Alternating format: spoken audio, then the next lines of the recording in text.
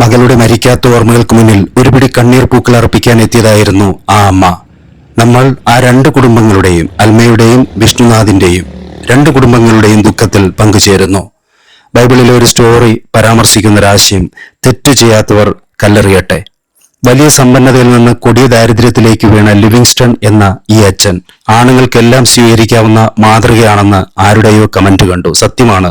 മോഹിച്ച് തുടങ്ങിവെച്ച ജീവിതവും വീടും ബിസിനസ്സും എല്ലാം നഷ്ടമായെങ്കിലും ആരെയും കൊല്ലാതെ ഇന്നും കുറച്ചു വാക്കുകളിൽ ദുഃഖമടക്കുന്ന ഒരു പാവം മനുഷ്യൻ എന്ന് എനിക്കും തോന്നി. മരണത്തിനും മരണാന്തര ചടങ്ങുകൾക്കുമെല്ലാം അൽമയുടെ അമ്മ വന്നിരുന്നെന്നും വിളിക്കാറുണ്ടെന്നും ഈ അച്ഛൻ എന്നോട് പറഞ്ഞിരുന്നു. ആ ഇന്റർവ്യൂ നമ്മൾ മറ്റൊരു വീഡിയോയിൽ ഉൾപ്പെടുത്തി ഇട്ടിട്ടുണ്ട്. അൽമയും അൽമയുടെ അമ്മ മല്ലികയും ചങ്ങാതിമാരെ പോലെ ആയിരുന്നു എന്നതിന് തെളിവാണ് അൽമയുടെ സോഷ്യൽ മീഡിയയിലെ റീലുകൾ. വിഷ്ണുനാഥ് എന്ന ഒരു ഭർത്താവ്, അദ്ദേഹത്തെ സപ്പോർട്ട് ചെയ്യുന്ന ധാരാളം ആൾക്കാരുടെ കമന്റുകൾ വീഡിയോയിലുണ്ട്. രണ്ടു പക്ഷത്തു നിന്നാണ് അൽമയെ സപ്പോർട്ട് ചെയ്യുന്നവർ, വിഷ്ണുനാഥിനെ സപ്പോർട്ട് ചെയ്യുന്നവർ. ഒരു ഭർത്താവ് എന്ന നിലയിൽ ഇതുവരെയുള്ള എല്ലാ നന്മകളും വിഷ്ണുനാഥിൻ്റേത് നമുക്കും അംഗീകരിച്ചു കൊടുക്കാം. പക്ഷേ ഒരാളിന്റെ ജീവൻ എടുക്കാൻ ആർക്കും അധികാരവും അവകാശവുമില്ല. കുടുംബം വ്യക്തി സ്വാതന്ത്ര്യം ഹനിക്കുന്ന അടിമക്കൂട് ആവരുതല്ലോ. അത് സങ്കടമല്ലേ? ധാരാളം പേരുടെ കമന്റ്സുകൾ വരുന്നുണ്ടല്ലോ. ഞാനും ഇതുപോലൊരു ജീവിതത്തിലൂടെ കടന്നു പോവുകയാണ്, എൻ്റെ വീട്ടിലും ഇത്തരം സംശയങ്ങളുണ്ട്, പ്രശ്നങ്ങളുണ്ട്, എപ്പോൾ വേണോ ഇതുപോലെ ഒക്കെ നടക്കാമെന്ന് പറയുന്ന ധാരാളം സ്ത്രീകളുണ്ട്. സമാനമായി ധാരാളം പുരുഷന്മാരുമുണ്ട്. അങ്ങനെ ജീവിതമാണിത്. കമന്റ് മോശമായിടുന്ന എൻ്റെ പ്രിയപ്പെട്ട പ്രേക്ഷകർ ഓർക്കുക, ഇത്തരം ദുരിതങ്ങൾ ആർക്ക് വേണോ, ആരുടെ ജീവിതത്തിൽ വേണോ, എപ്പോ വേണോ സംഭവിക്കാതിരിക്കട്ടെ. വ്യക്തികൾ പരസ്പരം തെറ്റിദ്ധരിക്കപ്പെട്ടേക്കാം. ഒരുപക്ഷെ വെറും സംശയം മാത്രമായിരിക്കും. നമ്മളെല്ലാം മനുഷ്യരാണ്. തെറ്റുകളിൽ നിന്ന് ആരും മോചിക്കപ്പെട്ട് മുമുക്ഷുക്കളായ ജീവിതത്തിൽ ജനിച്ച് ജീവിച്ച് കാണുന്നില്ല എന്ന പൊതുബോധം നിലനിൽക്കെ പേര് പറഞ്ഞ ആരെയും അധിക്ഷേപിക്കാൻ നമ്മൾ യോഗ്യരല്ല എന്ന ചിന്ത നമുക്ക് ഓർമ്മിക്കാം. പിന്നെ ചിലരെങ്കിലും കമന്റുകളിൽ സൂചിപ്പിച്ചു പോകുന്നുണ്ട്, ഇതുതന്നെ ഭരണഘടനയും നീതിപീഠവും ബഹുമാനിക്കപ്പെടട്ടെ. നല്ല നടപ്പിന് നമുക്കെന്നും പ്രേരക ശക്തിയാവാൻ ദൈവിക ചൈതന്യത്തിന് കഴിയട്ടെ. ഒപ്പം മനുഷ്യന്റെ ആത്മാർത്ഥമായ ശ്രമങ്ങളും ഉണ്ടാവട്ടെ. എല്ലാവർക്കും നന്മകൾ മാത്രം നേരുന്നു. പിന്നെ അവിടെ ആ ശവക്കല്ലറയിൽ പോയി ഓരോ പൂക്കൾ അർപ്പിക്കുമ്പോഴും അത് കണ്ടു നിൽക്കുന്ന നമുക്ക് ഒരു വേദനയുണ്ട്. നമ്മൾ ഒരു അച്ഛനാണെങ്കിൽ അല്ലെങ്കിൽ ഒരു അമ്മയാണെങ്കിൽ. കാരണം മോഹിച്ചു വളർത്തിയ ഓരോ മോഹപ്പൂക്കളാണ് പിന്നെ ആ കറുത്ത ഗ്രാനൈറ്റ് പലകയിൽ കൊണ്ട് വയ്ക്കേണ്ടി വന്നത് എന്നൊരു വേദനയുണ്ട്. ആ അച്ഛനും അനുജത്തിയും അവരുടെ കുടുംബങ്ങളും ഒക്കെ വന്ന് ഈ കല്ലറയിലിരുന്ന് ഇതിൽ ഓരോ പൂക്കൾ വെച്ചപ്പോഴും അത് കണ്ടു നിന്നവർക്ക് അങ്ങനെയാണ് തോന്നിയത്.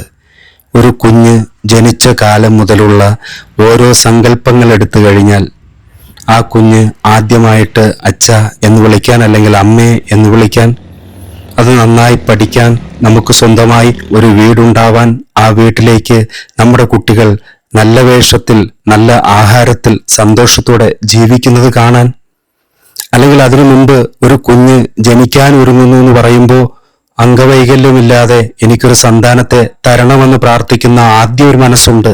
നേർച്ചകൾ നേരാറുണ്ട്. കൈയും കാലും നാവും കണ്ണും മൂക്കും എല്ലാം പെർഫെക്റ്റായിട്ട് വരണേ, നല്ല ഒരു സന്താനമുണ്ടാവണേ, എന്നെ അനുസരിക്കുന്നവളോ അനുസരിക്കുന്നവനോ ആവണേ, എനിക്ക് ഉപകാരം ചെയ്യുന്നവനാവണേ. കാരണം കാലം കഴിയുമ്പോൾ, കാഴ്ച മങ്ങുമ്പോൾ, ചെവിയുടെ കേൾവി കുറയുമ്പോൾ അതിനെല്ലാം പരിഹാരമാകാനാണ് നാം ആഗ്രഹിക്കുന്നത് ഒരു കുഞ്ഞിലൂടെ. പറക്ക മുറ്റിക്കഴിഞ്ഞാൽ കൂടുവിട്ട് പറന്നകന്ന പുതിയ ബന്ധങ്ങളിലേക്ക് പോകുന്ന ഒരു മനസ്സിലേക്ക് മനുഷ്യജന്മങ്ങൾ മാറുമ്പോൾ നഷ്ടപ്പെട്ടു പോകുന്ന ചില കരുതലുകളുണ്ട്.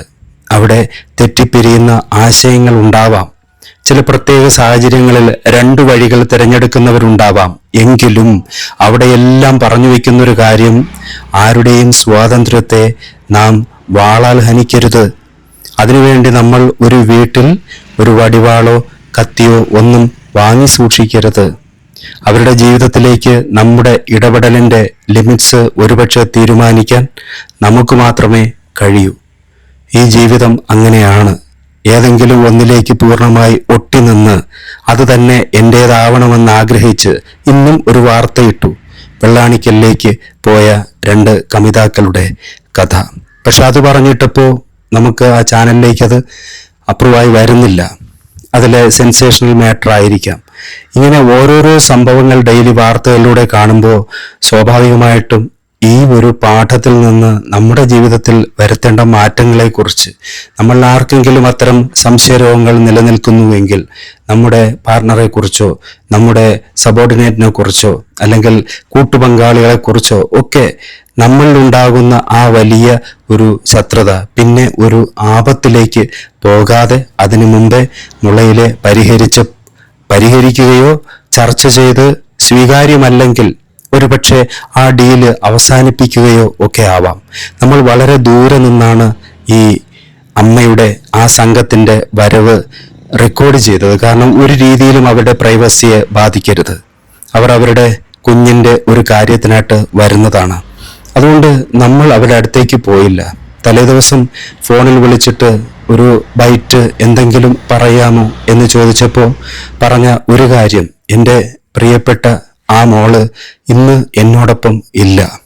ഇനി ഇതിലപ്പുറം ഒരു വേദന എനിക്കെന്താണുള്ളത്? മനസ്സിലാക്കാൻ പറ്റുന്നവർക്ക് അത് മനസ്സിലാക്കുമല്ലോ. ഞാൻ എന്ത് പറയാനാണ്? ആരെ ന്യായീകരിച്ച് പറയേണ്ടതാണ് എന്നാണ് ചോദ്യം. സത്യമാണ് എന്ന് നമുക്കും തോന്നുന്നു.